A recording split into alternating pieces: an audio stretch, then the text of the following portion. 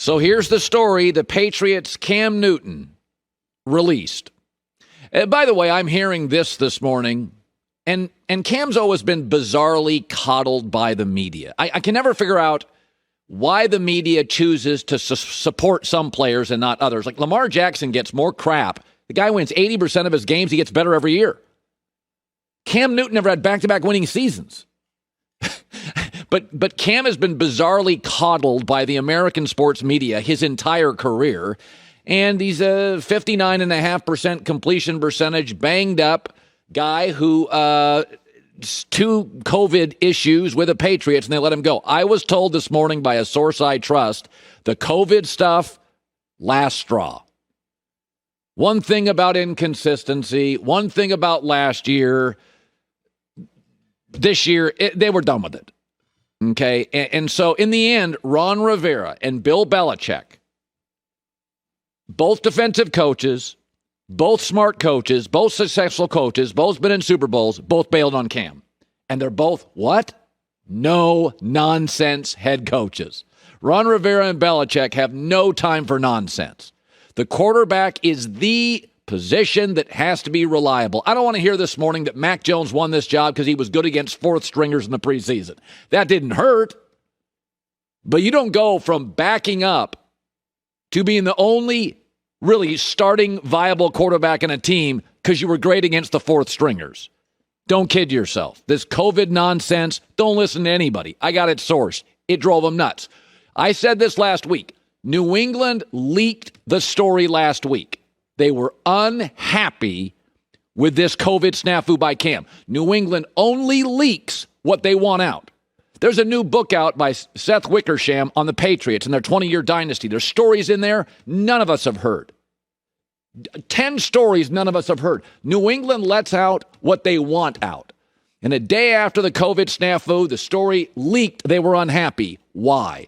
Because when they, and I told you this last week, when they moved off Cam, they wanted you to know it's on him, it's not us, and we're pissed. This is not just Mac Jones winning the job because he was good against four stringers. And he did a good job. And I'll get into that in a second. He did a good job. Mac Jones did a good job. And he deserves opportunities. And I'm excited. The AFC now has got all young quarterbacks except Big Ben and Tannehill. It's all young guys. And it's exciting. But there's two things here. The Patriots gave you a heads up what was happening. Number one is they leaked the story last week, how disappointed they were. So when they moved off Cam, it's Cam, it's not us. The second thing is, did you notice 4 to 5 different veteran New England players? James White, Matthew Slater, Brian Hoyer. These are all Belichick's guys. Dante Hightower. These are all Belichick's guys. All leaking stories in the last week. Oh, Mac Jones is so mature. He's won the locker room. He's a remarkable player. You think it's a coincidence? No, they made sure they put some veterans out there, and they said nice stuff about Mac Jones, how mature, how ready, how he'd galvanize the locker room. Between the leak last week and those press conference quotes from players, they were telling you, it's time. Listen, we all knew it was a Band-Aid. We all knew the Cam thing was a Band-Aid. Listen, I thought it was a weird fit, but I was like, he's coachable. It's a bridge year. You lose Brady.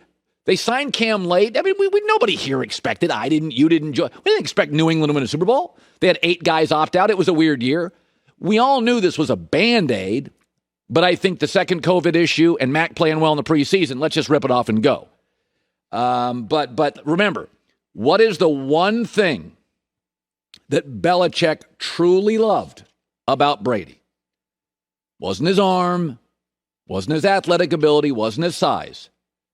It was Tom's reliability. You got the same Tom every day. He was the first at practice, the last to leave, watched the most film. Tom Brady's not flawless. But if I just said Tom Brady, reliable.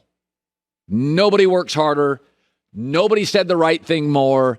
Nobody was as dependable and reliable as Tom Brady. It's snowing. He threw the same ball than if it was sunny. Zone, man-to-man, press coverage, you got the same quarterback. Cam, the last word you could use is reliable. And so everybody today is going to say, well, you don't go from starting to released because Mac Jones tore it up against four stringers. The second snafu COVID, it's a thing. It's a thing. Oh, by the way, I'm told the Colts are not happy with unvaccinated Carson Wentz, and I believe Minnesota would move off Kirk Cousins in 5 minutes if they weren't trapped with this horrible contract. We all make decisions. You agitate, you'll get released fast. All right, let's talk now Mac Jones. And I've said this before, is I think Tua and Mac Jones, who ironically meet in week 1 in Foxborough, New England's favored by about a field goal, they're going to win games because they have excellent head coaches and excellent defense. And where you land matters. The coach you have matters. Jared Goff looked like a bust to a Super Bowl because they got Sean McVay. Mitch Trubisky looked like a bust to made the playoffs twice. Matt Nagy, offensive guy. So Mac Jones is a starter. Here's the good news. As we've noted, where he landed is perfect. It's a patient franchise with a great coach, a great coordinator, a great offensive line, depth at running back, maybe no stars, but very good at running back. Look at the schedule for New England. 10 of the 17 games, Belichick faces a young quarterback. Is there any bet in the NFL over the last 20 years, I'll ask Joy, that is safer than bet Belichick when he faces a young quarterback? Even Josh Allen. Terrible numbers. It's basically a lock. It's a lock. And 10 of the 17 games with New England's defense are against young quarterbacks. Now, I will say this. Whenever quarterbacks come out, I always have a strong opinion. And yes, I don't consider myself a journalist or just an entertainer.